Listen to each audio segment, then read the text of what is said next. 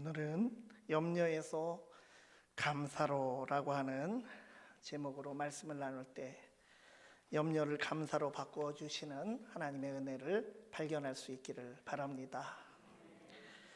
오늘은 추수감사주의를 지키며 예배를 드립니다. 그리고 다음 주는 대림절 첫 주일, 이제 새로운 교회력이 시작됩니다. 예수님의 오심을 기다리는 첫 절기인 대림절을 앞두고 이제 추수감사절로 이 교회력을 마무리하게 된 것, 이것은 참으로 뜻깊게 다가옵니다. 코로나19의 파도가 물러가는 듯 하면서도 그 파고가 예상과 달리 참 높아지고 낮아짐을 계속 반복하면서 3년이나 지속돼 왔습니다. 그 풍파를 우리가 함께 헤쳐오면서 어느덧 이제 포스트 코로나 전환기로 접어들고 있음을 이제 우리가 다분히 느끼고 있는 이 시기에 감사의 의미를 다시 생각해 보게 됩니다. 영국의 청교도들이 신앙의 자유를 찾아서 미 동부해안에 도착해서 지킨 첫 번째 그 추수감사 주일이라는 것도 처음부터 고난 가운데 지켰다고 하는 것을 우리가 생각할 때 감사는 어려움 속에서 더 성숙하게 드려질 수 있다고 여겨집니다. 교회로서는 미국 추수감사절이 한국 교회에 영향을 직접적으로 주었더라도 그와 별도로 우리 한민족의 고난과 한많은 역사 가운데서도 추석 명절 같은 추수감사 축제를 우리 민족이 수천 년간 이어오고 있고, 또 구약 성경에 나오는 추수감사 명절들을 생각하면 이 추수의 기쁨과 감사를 함께 나누어 온 이 역사는 인류에게 매우 길고 또 환경을 초월해서 감사의 축제가 이어져 왔음을 우리가 알 수 있습니다. 신약 성경은 우리 삶을 둘러싼 힘든 문제들이 감사할 조건이 감사하지 못할 조건은 아니라고 하는 것을 분명하게 말씀하고 있습니다. 그 어려움으로 인해서 염려하기보다는 기도하면서 기쁨과 감사로 살아갈 것을 우리에게 거듭해서 말씀하고 있습니다. 우리 영상에도 나왔지만 감사에 관한 한 유명한 말씀인 데살로니가전서 5장 16절에서 18절은 쉬지 말고 기도하면서 항상 기뻐하고 범사에 감사하는 삶을 살 수 있다고 권면하고 있습니다. 항상 기뻐하라, 쉬지 말고 기도하라, 범사에 감사하라. 이것이 그리스도 예수 안에서 너희를 향하신 하나님의 뜻이니라. 이 말씀을 다른 말로 표현한 것이 빌립보서 4장 4절에서 6절 말씀입니다. 주 안에서 항상 기뻐하라. 내가 다시 말하노니 기뻐하라. 너희 관용을 모든 사람에게 알게 하라. 주께서 가까우시니라. 아무것도 염려하지 말고 다만 모든 일에 기도와 간구로 너희 구할 것을 감사함으로 하나님께 아뢰라. 우리가 주님 안에 있기 때문에 기뻐할 수 있고 관용할 수 있고 또 기도하면서 염려가 아니라 감사로 살아갈 수 있는 것입니다. 그러나 오늘 본문 마태복음 6장 25절 이하의 말씀만큼 우리에게 큰 은혜가 되고 동기부여가 되는 말씀은 없는 것 같습니다. 예수님의 육성으로 전해진 염려하지 말라고 하는 이 말씀은 참으로 우리의 삶이 어떤 문제나 어려움이나 장애물에도 걱정 근심을 내려놓고 하나님 아버지의 사랑과 돌보심으로 살아갈 수 있음을 시적이면서도 아주 감동적으로 우리에게 전해주고 있습니다.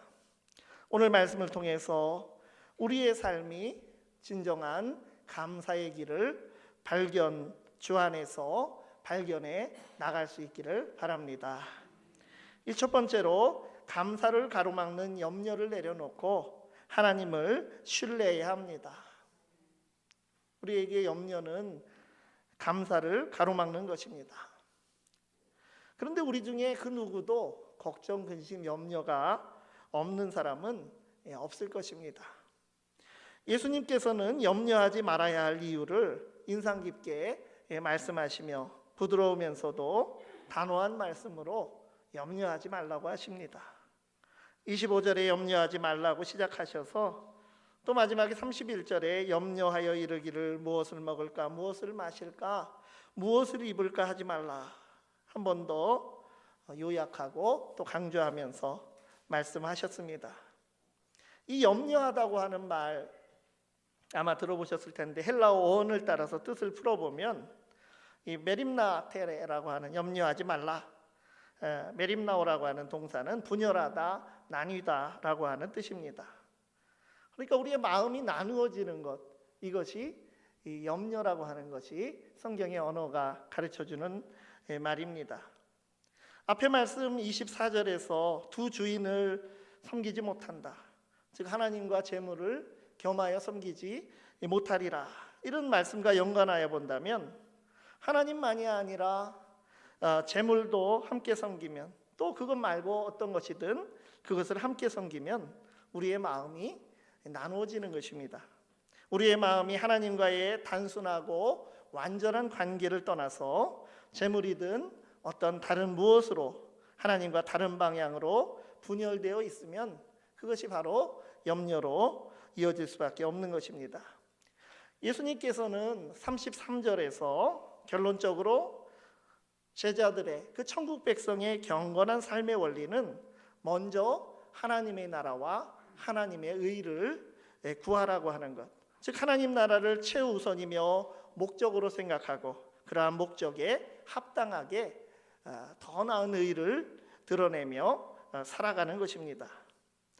여기 특별히 하나님의 나라와 하나님의 의를 구하라고 굳이 두 가지로 예수님께서 구분해서 표현하신 이유를 우리가 생각해 본다면, 우선 하나님의 나라를 구하는 삶은 하나님의 다스리심에 우리의 삶을 전적으로 맡기라고 하는 것입니다. 그렇다면 다음으로 하나님의 의를 구하는 삶이란 무엇입니까? 우리의 의가 하나님의 의와 구분되지 않을 정도로 우리가 그렇게 살아가야 된다고 하는 것입니다.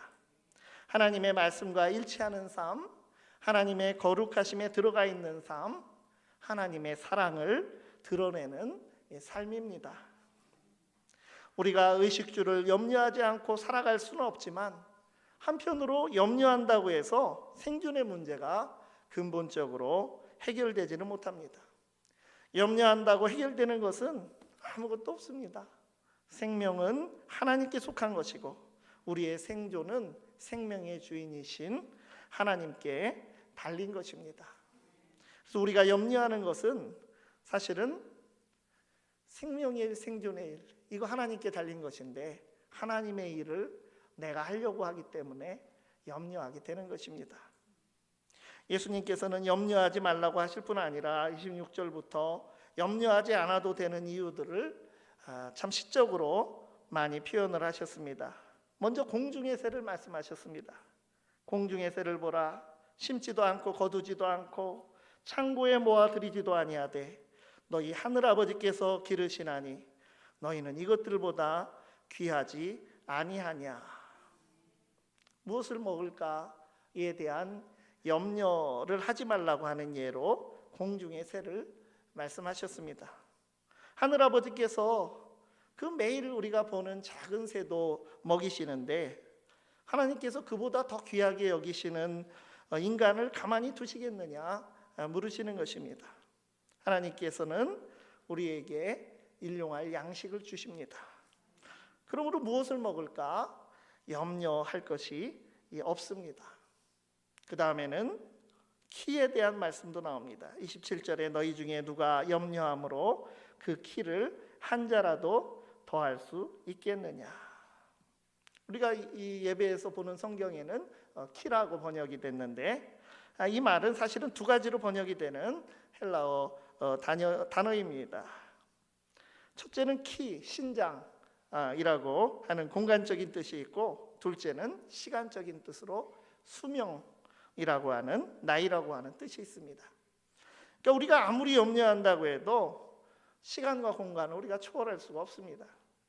아무리 염려해도 키가 한 자도 커질 수 없고, 아무리 염려해도 수명을, 목숨을 한순간도 내 힘으로 연장할 수가 없습니다. 그러므로 하나님께서 알아서 하실 일은 하나님께 맡겨 두어야지 염려한다고 될 일이 아닌 것입니다. 또 하나는 백합화를 예로 들어서 염려하지 말아야 할 일을 말씀하셨습니다.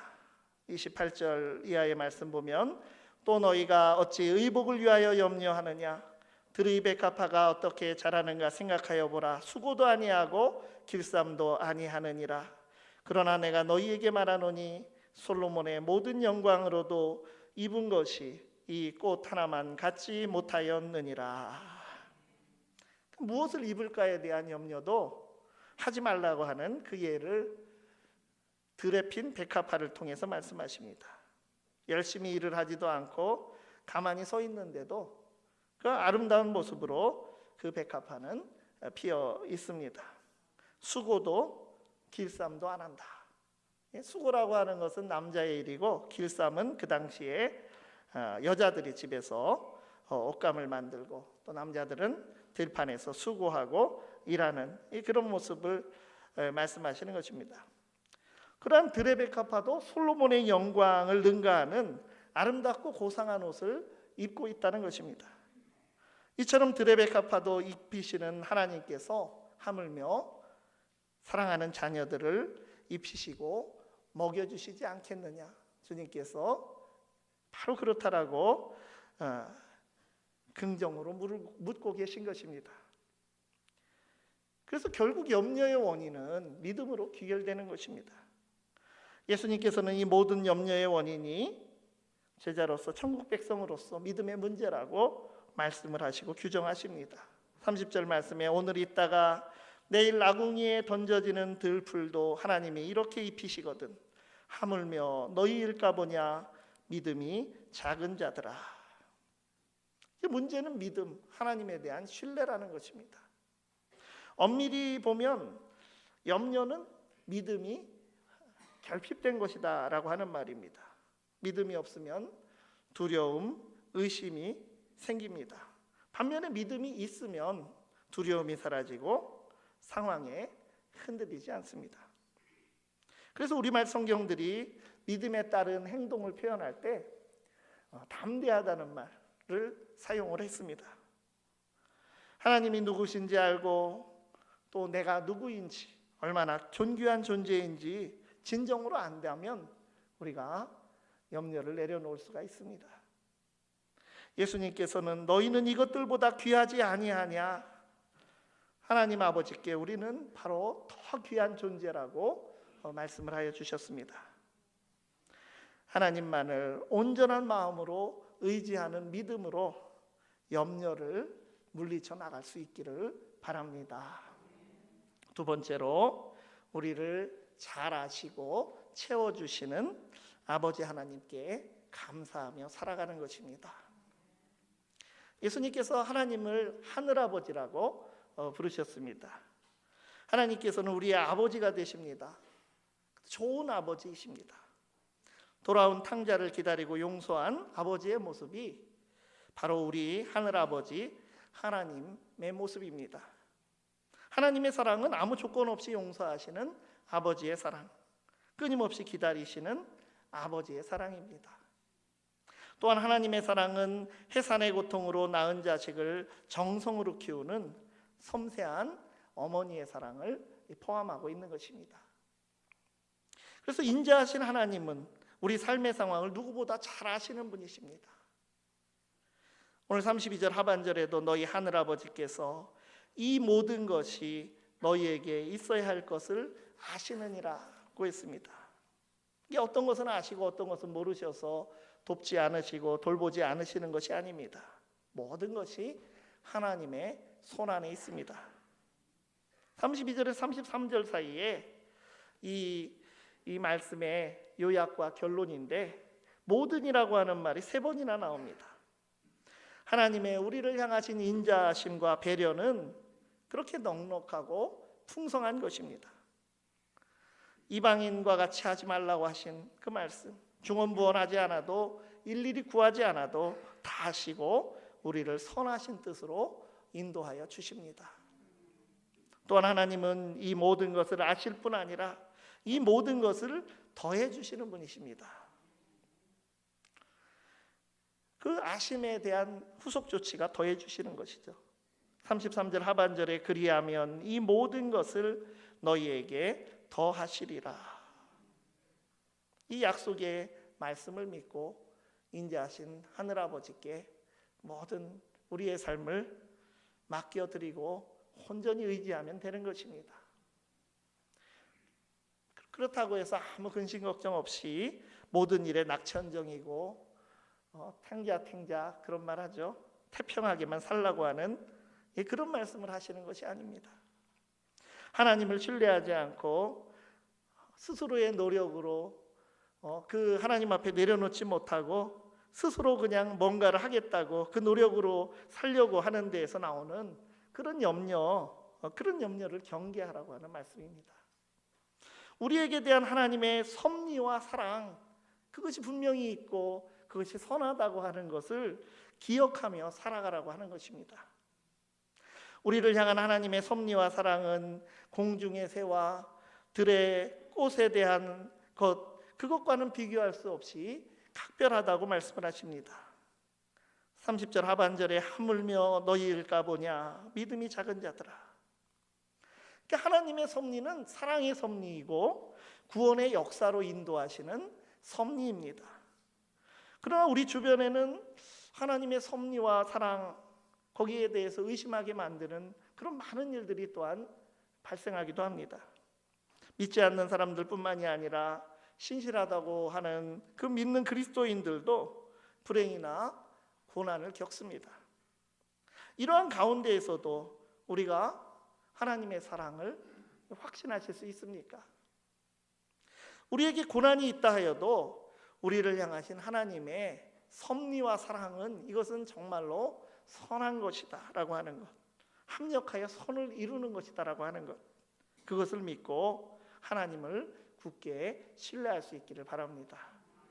이 모든 것, 즉 범사의 염려보다 섭리와 사랑을 믿음으로 감사할 수 있기를 바랍니다. 세 번째로 우리는 내일을 염려하지 말고 현재를 담대하게 살아야 합니다. 34절 말씀에 그러므로 내일 일을 위하여 염려하지 말라. 내일 일은 내일이 염려할 것이요 한날의 괴로움은 그날로 족하니라. 새 번역은 이렇게 번역했습니다. 내일 걱정은 내일이 맡아서 할 것이다. 공동 번역은 내일 걱정은 내일에 맡겨라. 내일이라고 하는 것이 어떤 살아있는 인격이 있는 그런 존재는 아니지만 내일 일은 내일이에게 그 내일인한테 맡기라는 이런 말씀은 재밌는 말씀을 예수님께서 하셨습니다. 그리고 걱정하지 말라.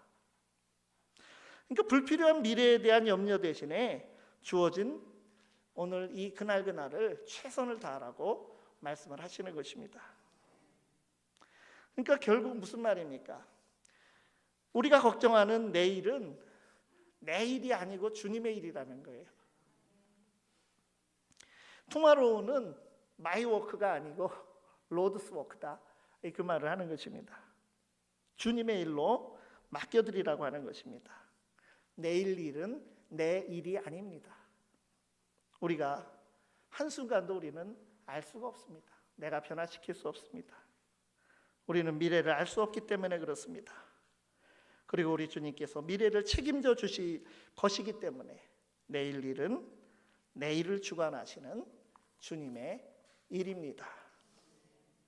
사실 예수님께서 여러 예를 드시고 여러 질문을 하시는 것은 염려 없이 살 수 없다는 것을 잘 아시기 때문에 이 말씀을 이렇게 장황하게 말씀을 하시는 것입니다.